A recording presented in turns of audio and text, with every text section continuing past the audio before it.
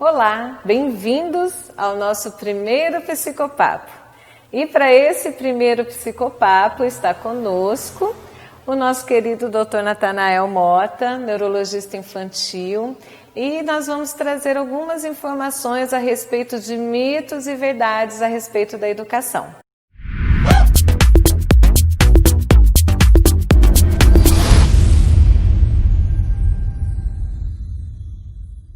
Eu sou muito grato aqui do convite e eu espero que essa nossa conversa possa ajudar aos nossos espectadores a ter algumas visões também um pouco diferenciadas sobre o processo de educação. E esse papo, ele também vai se continuar no pós-vídeo, né? Nós queremos que vocês deixem os comentários. Então já vai aproveitando, já deixa o seu like aqui embaixo, já se inscreve no canal, que esse papo aqui, ele está sendo junto com vocês. O intuito do nosso canal, o objetivo do nosso canal é trazer informações para pais, mestres da área da saúde, né, especialistas da área da saúde, numa linguagem bem acessível e que possa ajudar realmente nessas questões do desenvolvimento infantil, que muitas vezes trazem dúvidas de como vai funcionar dali para frente, como está funcionando. Nós estamos num período tão complicado, né, em que as crianças estão estudando em casa, e aí é bom que nos faz refletir a respeito desse desenvolvimento. Então, para começar, trouxe uma colinha. Nós vamos para a primeira questão aqui, ó. Todas as crianças que têm dificuldade em aprender são disléxicas? Não, essa aí é um mito. Muitas vezes se tende a generalizar que simplesmente pelo fato de uma criança não ler, ela tem dislexia, mas na realidade pode estar envolvido muitas outras questões nesse processo. O processo da aquisição de leitura, ele envolve todo um processo de aquisição de fala, todo um processo social que envolve a criança, ou seja, a forma como esse lar está estruturado.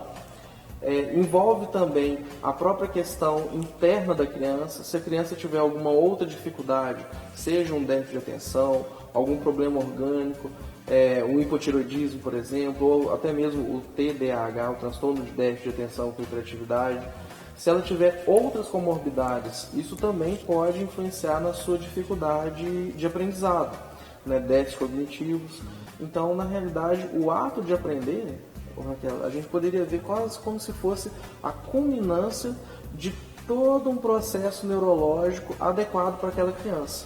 É verdade, é porque ultimamente existem questões que a criança não está lendo, tem dislexia, né? A criança senta e levanta, é hiperativo. Exatamente, né? e nem sempre é hiperatividade, nem sempre, né? Então, quem acompanha aqui o canal e vai observar que pode acontecer muitas vezes da criança ela vir a ter até mesmo transtornos de humor, ter dificuldades, por exemplo, que a gente chama reativas, por exemplo, de um lar desestruturado, e que aí o indivíduo também pode ter componente de agitação. Então também, da mesma forma que nem toda criança que não sabe ler é disléxica, também nem toda criança agitada necessariamente vai ter o TDAH. Podem ter outras manifestações que naquela criança está se aparecendo como um quadro de agitação. Porque eu recebo muito aqui no consultório, às vezes, mães desesperadas. Eu já até falei isso num vídeo. A professora chama a mãe para conversar e fala assim, olha, eu acho que ele tem que tomar uma medicação. E aí, né? Como assim tomar uma medicação? Para chegar nesse processo de medicação, tem toda uma estrutura, tem todo um diagnóstico a ser feito. Sim. Não é verdade? E às vezes o diagnóstico vem quando você, por exemplo, pergunta para a mãe, e como que é feita a lição? Quantas horas você estuda com seu filho? Não tem tempo disso não. Ele vira lá, quem ajuda, às vezes uma criança de 6 anos, quem ajuda é o irmão dele de 8 anos de idade, não é verdade? Verdade. Então, às vezes, por exemplo, a dificuldade pode estar situada nisso. Às vezes você não tem um bom hábito de uma boa rotina de estudo. É o ambiente, né? As questões ambientais também. Fiquem sempre ligados aí nas questões ambientais. Aí, olha só, falando de questões ambientais, aí tem uma outra questão aqui uma afirmativa, que nós vamos agora esclarecer se é mito ou se é verdade. Criança pobre não aprende. Certamente que é um mito, né, Raquel? Com certeza. Certamente. Se a gente for pegar pela história, pura e simplesmente, um dos maiores gênios que a gente tem no Brasil, que é Machado de Assis, veio de uma família pobre. Então, assim, para começo de conversa. É claro que as questões sociais, infelizmente, a dificuldade de acesso que às vezes algumas crianças podem ter, às vezes, de uma escola com qualidade, ou até mesmo, por exemplo, aquela criança que teve que enfrentar, por exemplo, 2, 3 horas de ônibus até poder chegar na escola, a dificuldade que essa criança vai ter de acesso à educação certamente é maior de alguma outra que tem, às vezes, uma condição financeira mais favorecida. Mas a condição intelectual das crianças é idêntica. Então, o que na realidade eu penso que falta é você ter mais políticas públicas, você ter mais incentivos de ordem dos nossos poderes públicos, seja em todas as esferas, federal, estadual, municipal, para que as crianças possam ter um acesso a uma estrutura de educação de melhor qualidade. Mas é fato que a criança que ela tem o seu potencial, esse potencial ele vai estar presente naquela criança, seja aquela criança oriunda de condições mais ricas, vamos dizer assim, ou condições menos favorecidas. Mas o fato é que, uma vez que a criança esteja exposta a condições adequadas, ela tem sim chance de aprender e render muitos frutos. É verdade. Eu tenho sempre falado a respeito da motivação, né? Independente da questão econômica, a motivação ela precisa existir para que essa criança ela aprenda, para que essa criança ela tenha um ambiente favorável onde ela possa aprender, ter acesso, né, a livros. Sim. Então, aí às vezes a gente fala assim, poxa, mas eu não tenho condição, né, de comprar livro, eu não tenho condição de trazer trazer coisas novas para dentro de casa, né? Quando a criança, quando os pais chegam nessa questão, eu até falei num vídeo esses dias que a história, né, nós temos uma história de vida. Então, conta para os seus filhos a história de vida, de como era antes, como é agora, como que a gente acha que vai ser no futuro, tantas coisas. Está até aparecendo no card aqui agora, ó. Se você quiser assistir depois desse vídeo, clica aqui no card para você assistir esse vídeo. É isso aí. É sobre a motivação. Você motivar o seu filho contando a sua história de vida, porque ela é suficiente para ajudar seu filho a chegar onde ele precisa. Você já assistiu um vídeo, Raquel, que chama Mãos Talentosas? Mãos Talentosas, não. É um filme lindo, é um filme que se passa nos Estados Unidos e ele é um filme de um neurocirurgião. Uhum. Esse filme é fascinante, até o editor pode colocar aqui também uma capa do vídeo e vale muito a pena ser assistido. Que legal. Esse neurocirurgião, ele veio de uma família pobre, a mãe dele era analfabeta. E ela era faxineira. Tem uma cena que eu acho fascinante desse livro, que a mãe vai fazer a faxina na casa de um senhor rico e muito culto, era um professor, e ela entra na biblioteca com milhares de livros. E ela pergunta para o professor, você já leu todos esses livros? E o professor fala, li a maioria. E aí ela... Numa cena anterior, ela saiu de casa e os filhos estavam vendo um programa ruim de televisão. E nesse momento em que ela pergunta pro professor se ele leu todos os livros, e ele fala que leu a maioria, uma cena de 1 segundo mostra uma televisão no cantinho com um monte de livros na frente. O que essa mãe faz, Raquel?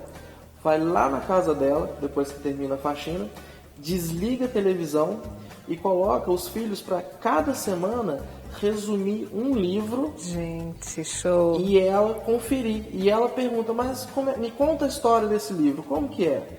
E cobra o livro como se ela já tivesse lido. E ela era analfabeta. Só quando os jovens cresceram, eles descobriram que a mãe deles era analfabeta. certo? E esse neurocirurgião, ele foi responsável por uma cirurgia extremamente complexa, que foi a separação de gêmeas siamesas, que eram unidas pela cabeça. Então, origem humilde, mãe com condições sociais muito complicadas. O filme se passa nos Estados Unidos, então ele deu origem afrodescendente. Então, um indivíduo que tinha todas as condições para o preconceito de dar errado, e que com o estímulo certo para a educação, deu certo. Deu certo. Então acaba até complementando também a nossa pergunta anterior. Né? Então reforça ainda a questão do mito. É isso aí, bom filme. Fica a dica aí para assistir. Né? E lembrar sempre, estímulo, motivação. Quanto mais estímulo, mais resposta. Né?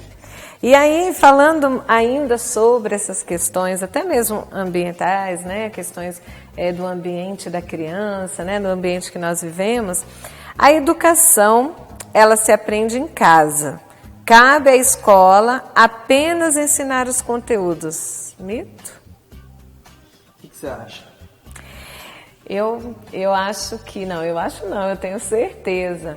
Eu costumo sempre falar que a escola é uma continuação do lar. A educação, sim, se aprende em casa, mas na escola é uma continuação do que a criança já aprende. Aí nós entramos naquela questão que a criança, ela não vem para a escola vazia, onde o professor só coloca conteúdo. A criança, ela já traz uma história e ela já traz conhecimentos prévios. Sim. Eu acho que acaba acontecendo também um fenômeno que antigamente, me corrija se isso procede do ponto de vista psicopedagógico, mas antigamente existia a teoria que a criança era como se fosse um vaso sem nada, em que você vai enchendo de conteúdo. Verdade. Sendo que, na realidade, a criança, ela é uma via de mão dupla. Então, ela não só aprende, mas como ela também ensina pelo próprio ato de aprender. Né? Tanto que até Bernard Shaw dizia que uma das melhores formas de você aprender é ensinando. E eu concordo com você. Esse processo de você ter família e escola, quanto mais integrado for a família com a escola, e a criança percebendo que a escola é um apoio para as questões de família e vice-versa, isso acaba sendo muito importante. Uma coisa, por exemplo, da minha história pessoal que eu acho interessante, é que eu lembro que a minha mãe, por exemplo, quando eu era criança, falava o seguinte: olha, sua professora é sua segunda mãe. E era interessante que eu ficava contando as mães que eu tinha. E cada professor, nossa, mas como eu tenho aumentado muita mãe. de mãe. E eu observo que são mães e pais. E até mesmo, por exemplo, já mais velho isso, já por exemplo no contexto da neuropediatria, por exemplo, ou seja, já no final da formação, o relacionamento que eu tinha com os meus chefes, com os meus preceptores, era um relacionamento familiar. Então nós éramos como uma família. E ao mesmo tempo, a consideração que eu tenho por eles, seja o Dr. Cristóvão, seja o Dr. Luiz Fernando, dentre todos os outros que também estiveram, não vou citar todos porque são muitos, não só também da neuro, mas também da pediatria, a sensação pela qual eu tenho para eles é uma sensação filial. Então, assim, é como se fosse um contínuo da minha casa em relação à escola. E muitas vezes, os professores vão estar em contato direto com as crianças, muitas vezes mais tempo do que os pais. Assim, a família, nós entendemos que ela é o início, né, dos princípios, das regras, dos valores, mas na escola nós fortalecemos esses princípios, nós fortalecemos essas regras, nós fortalecemos os valores, mas levar em consideração aquilo que a criança já tem, aquilo que a criança traz de casa. Isso é muito importante, porque aí há uma junção, né, desses valores, uma junção desses princípios. E eu tenho uma palestra que eu já até dei em algumas escolas, e o título é Família e Escola, uma parceria que dá certo. E dá certo. Quando funciona, as duas caminham juntas, assim como você já diz, quando há esse caminhar junto, funciona completamente. Aí é fácil de identificar quando tem alguma dificuldade de aprendizagem, é fácil de fazer a intervenção, né? Porque as duas estão falando a mesma língua.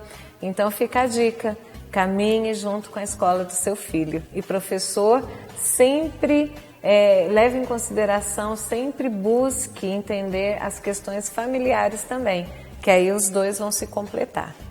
Não é isso? Exatamente. Agora é minha vez de te lançar uma pergunta. Ah lá. Agora eu vou lançar a pergunta para Raquel.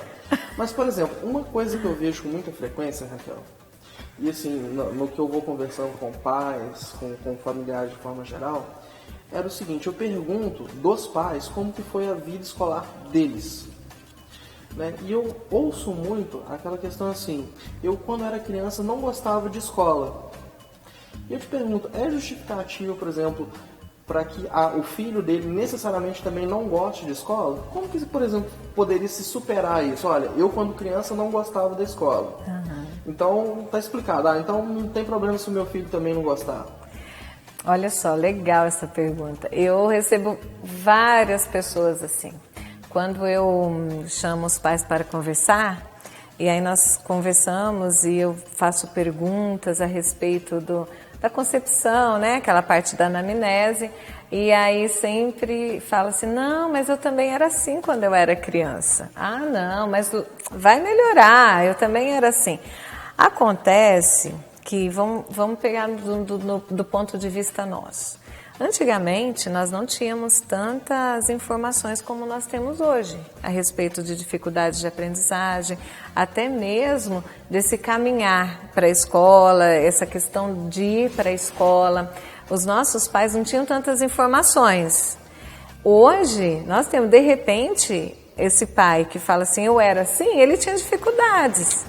Mas aí ele era desmotivado, porque como ele não conseguia aprender, então ele não tinha vontade de ir para a escola, ele não queria ir, e ele se deu bem por questões da vida, de repente ele trabalha na mesma função que o pai trabalhou, então, e aí ele não sentiu.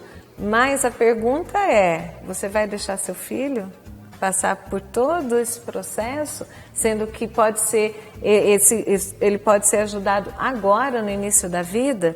Então não procede, porque nós temos subjetividade, cada um tem uma maneira de ser. O pai é um, o filho é outro. Embora seja filho, mas ele tem a maneira de ser diferente, a maneira de pensar diferente, a maneira de aprender diferente. Então não dá para nós falarmos assim, eu era assim, meu filho vai ser assim, meu neto vai ser assim e sucessivamente. Então isso é fato, cada um tem uma subjetividade, uma maneira de aprender e não deixe o seu filho passar talvez por questões que você passou, né? Vamos acudir ele agora. Ou seja, não dá pra fazer igual aquela música, né? Eu nasci assim, eu é. cresci assim, você sempre assim, Gabriela. É, então... Provavelmente vai aparecer uma nova síndrome, a síndrome de Gabriela. Que nós vamos ter que aprender a tratar essa síndrome. Então, olha só, de tudo isso que nós falamos, eu acho que o importante é a criança sempre ter uma pessoa como referência, além da família. Por exemplo, a criança, ela já tem, assim, os pais, né, como referência, às vezes tem os avós, um irmão mais velho, um primo, que sempre é aquela pessoa de referência para a criança. Agora, o importante é ela ter, além da família, ela ter uma pessoa de referência. E aí nós encontramos o professor como referência para essa criança, de fora da família, que pode auxiliar em todas essas questões que nós falamos sobre valores, princípios, alguns conceitos. Então, muitas vezes, esse professor vai ser a referência do aluno. Assim como você falou que sua mãe falava assim, ó, a professora é a segunda mãe, então você obedece ela lá, né? E ela estava certa. Como nós conversamos todos nesse psicopapo, a escola é a extensão do lar. E aí cabe a nós, né, como pessoas que trabalham com a educação, com a saúde, a figura do professor é muito importante nessa questão. porque a criança realmente se espelha no professor. Eu várias vezes, olha só, eu me tornei professora porque eu amava essa questão de olhar minha professora, eu falava que eu quero ser igual a ela. Né? E isso é legal, mas por quê? Minha família incutiu isso em mim também. E muitas vezes o que nós estamos vendo é a desvalorização do professor pela própria família. Exatamente. Tem um caso que uma vez uma criança olhou para mim e falou assim, eu chamei a atenção dela, né, em algumas questões lá da escola, e ela falou assim para mim, meu pai que paga o seu salário. E aí é uma questão, era uma criança de 5 anos, provavelmente ela não falou isso dela, ela ouviu. E uma coisa que dialoga com isso é o exemplo oposto. Nós vemos em países em que a educação tem altos patamares no PISA, como o caso da Finlândia, em que historicamente e ao longo de um processo de tempo bem demorado, a figura do professor é uma entidade de alto status na sociedade. Então, socialmente, o professor é muito valorizado nessas sociedades e, por consequência, você também tem um alto desempenho escolar acontecendo. Então fica a dica, valorizar o professor, valorizar o ambiente escola, motivar os filhos, né, e estimular para a aprendizagem. É esse o segredo de uma boa aprendizagem, é esse o segredo de uma aprendizagem ativa. Não é verdade? Com certeza. Quais são suas considerações finais a respeito desse nosso psicopapo? Olha, foi excelente, Raquel. Eu gosto muito de conversar com você, porque você tem uma mente muito aberta para essas questões de educação, para ver os horizontes de uma forma assim ampla e principalmente nessa parte integrativa. E eu acho que a mensagem que fica ao final da nossa conversa é principalmente a família e a escola funcionando como uma. Eu acho que isso é a principal mensagem para a gente deixar para tanto pais quanto professores que estão nos assistindo. É isso aí. Então nós encerramos aqui o nosso primeiro psicopapo. Se é o primeiro, quer dizer que terá o segundo, Opa. E terá o terceiro, e terá muitos outros. Então não perca, ative aí os sininhos, que toda vez que aparecer um vídeo novo você será avisado. Muito obrigada por você estar aqui conosco, nos ouvindo, compartilhando aí com as suas dúvidas. E em breve nós estaremos com o nosso segundo psicopapo. Te vejo lá.